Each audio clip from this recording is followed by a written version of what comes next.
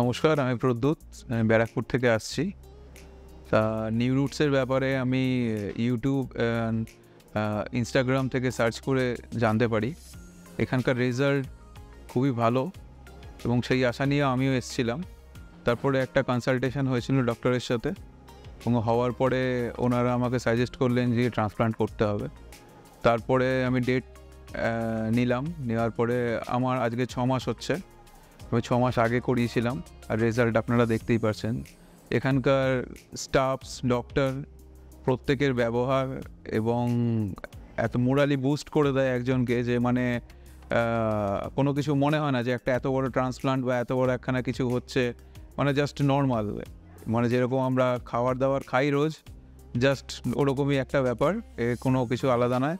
আর হওয়ার পরে যে কনফিডেন্স লেভেলটা আমরা পাই, মানে সেটা বলে বোঝানোর মতো নয়।